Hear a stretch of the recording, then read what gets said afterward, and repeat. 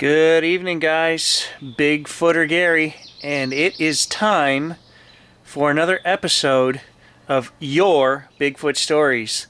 I've actually had a couple of stories come in this week, and I picked one tonight that hit home with me because it's right here in my own woods, Algonquin Park. Okay, so we've had AJ send us his encounter. And it happened right here in world famous Algonquin Park. If you're not familiar with that, guys, it's a provincial park. But it's more like, it's more than a provincial park. It's funny that Canada, we have all these parks where we can camp, and those are provincial parks. But Algonquin is protected land that is much more. It is wild country, made famous in paintings by the Group of Seven, which is actually mentioned in AJ's story. I was going to light a fire tonight and we were going to sit here and do this, but the bugs are terrible. And I just thought, I've got a heat lamp here in my gazebo, and it's just as comfortable for me to sit here and read this under the heat lamp. Let's do this.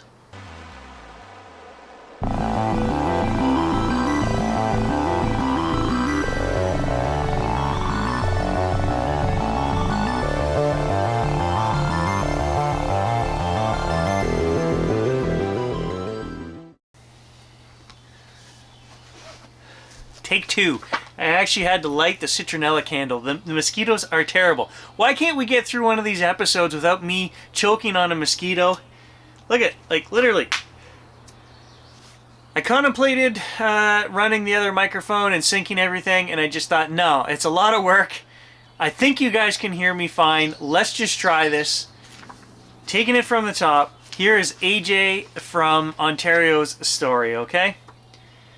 Hey there, Bigfooter Gary. I watch your channel a lot and really appreciate the adventures. I started coming around for your Bigfoot series, but ended up making friends with you and Stan and all the other cool characters you hang out with. Of course, this letter is about more than my appreciation of your channel. Firstly, you can call me AJ. Secondly, you need to know I am a fellow Canadian. I live a few hundred kilometers south of you, but had an incredible Bigfoot experience right in your own backwoods. I grew up a city kid, but don't let that fool you. My mom and dad raised my sister and I in the suburbs of Toronto, and for the most part, we didn't get to enjoy the great outdoors like you did growing up. There were summers, however, and my grandparents both lived in and had cottages in the Muskokas. The Muskoka region, for those of you not familiar with Northern Ontario, is cottage country. If you watch Gary's channel, he is north of the Muskokas, but his woods are very similar.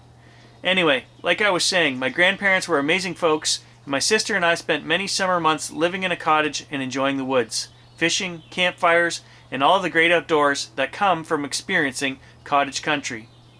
I am no survivalist. I couldn't make shelter or skin a beaver, but I do enjoy canoeing, and my grandfather taught me everything he knew about fishing and boating. I tell you all of this so you understand that even though I grew up in the greater suburbs of a large city, I do have country skills and experience in the woods. Of course, I would say it is average experience, but I am not one who jumps out of a tent and makes a run for it if the raccoons were to come break into my cooler, if you know what I mean. So as I said, I had an encounter in your neck of the woods. Not only had my grandfather instilled in me a great love of the outdoors, he had unknowingly passed on to me a secret aspiration to visit the great protected woods of Algonquin Park. I know the park is very close to where you live, and I am sure you have been there many times. No, I haven't. I always hope you will mention it on the channel, and you have a couple of times, but I have not seen you go there. I am telling you the fishing alone is worth going, but if you want to find Bigfoot, I can give you his mailing address. My grandfather had told me tales of this great park from the early days of my summer visits. He had books on fishing, photography, and art. The Group of Seven. I still remember the paintings. He loved them.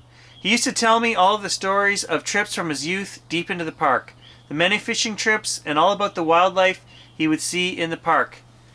As a kid, my imagination would run wild as I pictured the lakes and rivers, fish, moose, and natives from many years gone by. I always knew I would someday make a trip to Algonquin Park. That day came in late summer of 2000. I was 23 years old and had finally gotten around to taking some time off work and actually sat down and planned a 7-day trip into Algonquin. Me and another guy from work, you can call him Kevin, we're going to enter the park from the south end and stretch a 5-day canoe trip out over 7 days.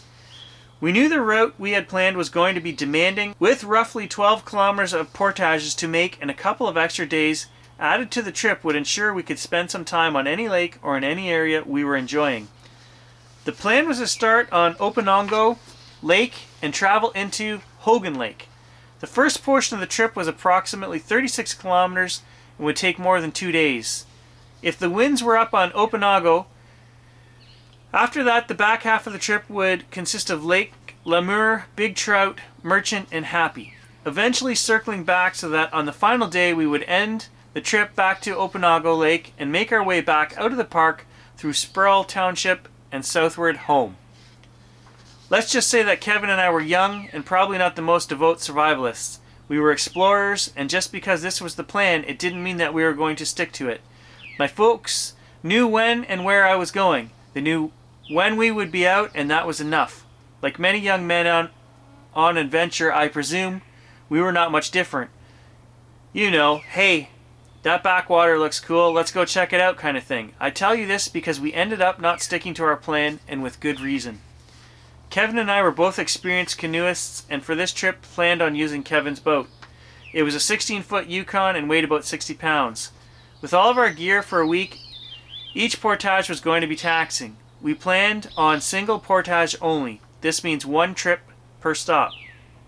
As I said earlier, there were going to be many kilometers of portage, and we did not plan on making any unnecessary trips. The more time we could spend on the boat using the water to move, the better. We hit Openago Lake on a beautiful calm morning, the sun shining and not a gust of wind to hinder our progress. The beauty of Algonquin Park is something to behold, and I want to throw out there that any of you listening to this adventure would be advised to take a trip into Algonquin. It is some of the world's premier untouched forest. Kevin and I marveled at the deep water and beautiful old-growth pine forest. Man, I tell you, that Yukon Clipper really motored along with 2 young bucks pulling hard at the paddles. I think because we had many miles ahead of us and the day was so calm and beautiful, we didn't waste any time heading for Big Crow. I think we both figured we would stay on plan for the first few days just to make sure there were no unforeseen problems. But man, the way we paddled, it was like we both knew if we worked hard, now we could just stop and relax somewhere for an extra day and enjoy the beautiful country. I want to point out that we made great time. The weather was sunny and warm. The whole trip, it took 3 days and many hours of hard portage to get to Hogan Lake, but eventually we made it. We had spent 3 hard days paddling and portaging, and at this point we decided that we were going to set up camp and spend an extra day just to relax. Swim, try to catch some fish. Whatever, at this point we had been good on time, and we didn't need that strict of a schedule from here out. But it was our time just to enjoy the beauty around us. We made camp at the south end of the lake, as the next lake on the list was Lemur.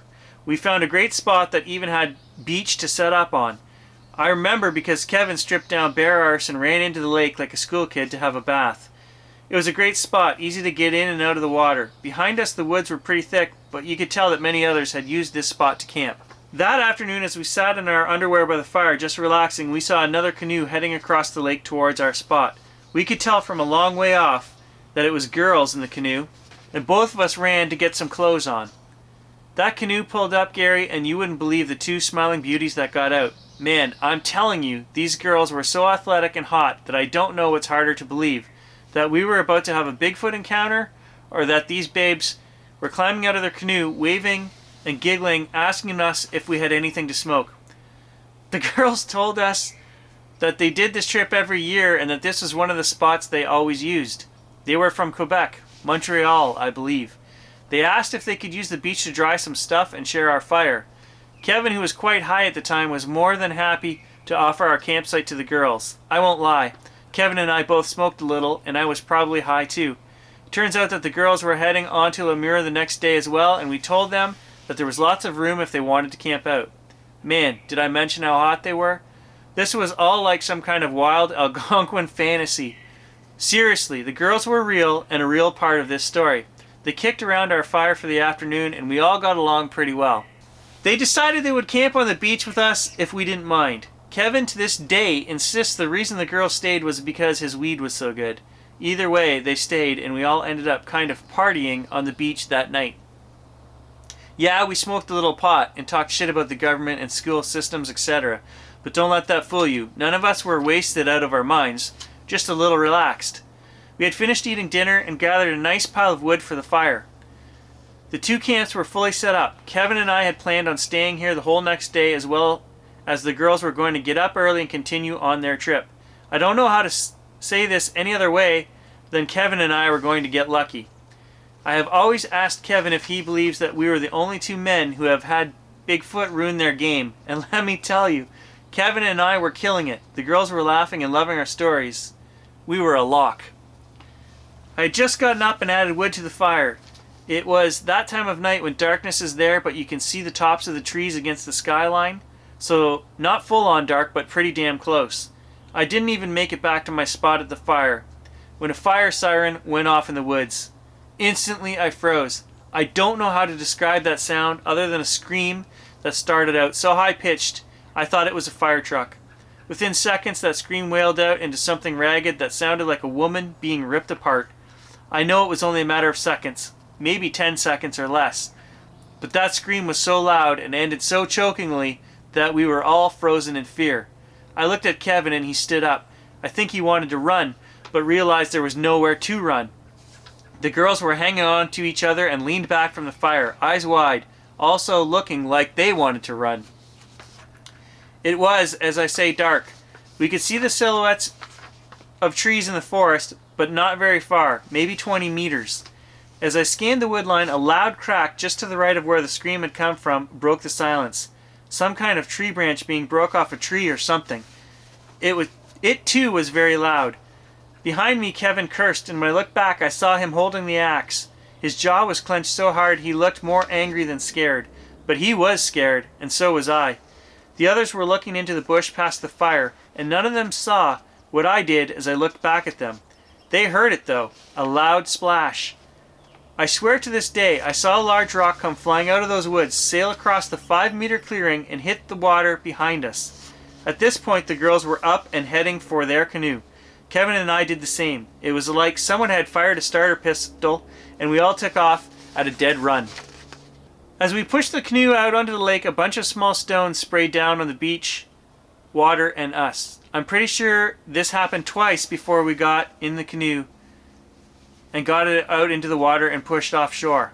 Kevin and I both paddled hard, in full-on panic. We didn't even stop to look back for the girls. They were on their own. 100 meters out in the water, we slowed down. The girls, sure enough, were right there, just off the back of our canoe. As we slowed and came to a stop, we turned the canoe to look back at our camp. We could see the fire lighting up the clearing, and it was at this point that another scream wailed out of those woods. Again, high-pitched, wailing, as a second woman was ripped to shreds. I was pretty sure there were 2 dead women back there, because that is what I heard. I had to tell Kevin to stop. He had started to turn the boat and was ready to flee back up the lake. The girls had pulled their canoe up to ours, and we could all tell how terrified each of us was. We had no lights, no food, no weapons, nothing. What were we going to do now? Well, there wasn't much we could do. We were there in the middle of a week-long canoe trip in endless wilderness with all of the supplies back on shore. There was no way any of us were going to go back to camp to round up anything. It just didn't make any sense for us to try and move on in the middle of the night without supplies, so we decided to stay right there, out on the open lake in the canoes, and wait for morning. None of us slept. We all sat for long stretches of time, just waiting to hear something jump in that water and start swimming out to get us. I'm sure if a beaver would have slapped his tail in the lake that night, 2 canoes would have left in the dark. As it turned out, it was the longest damn night of my life. I may have dozed off for a few moments, but none of us got any sleep. We heard nothing else that night, and none of us ever did see anything. But I know what I had heard, and I don't know of any animal that throws rocks. The next morning, we very cautiously made our way back to camp and grabbed all of our stuff in record time. I don't think we were on shore for more than 8 minutes. The girls begged us to continue on to Lake Lemure with them. They were meeting friends in another day and thought we should all stick together. Kevin and I had talked, though, and decided that we felt better just heading back the way we had come. I know this sounds like a Dumb and Dumber movie, but that's the truth. For some reason, we left those two hot girls behind and made for home. I think it was just a feeling of, hey, at least we know what lay behind us in terms of portage and lakes. We didn't want there to be any more surprises. We said our goodbyes and left those pretty things behind. The rest of our trip was pretty uneventful. We eventually made it out of Algonquin a day early, having gone back the same way we came, but both of us were pretty happy to get back to civilization. I have told many folks this story over the years, and many of them will instantly tell you what we heard or saw. You heard a cougar, or a fox, or a screech owl. Maybe the splash was a beaver or a fish. Listen, folks, I know what I heard, and it was no damn screech owl.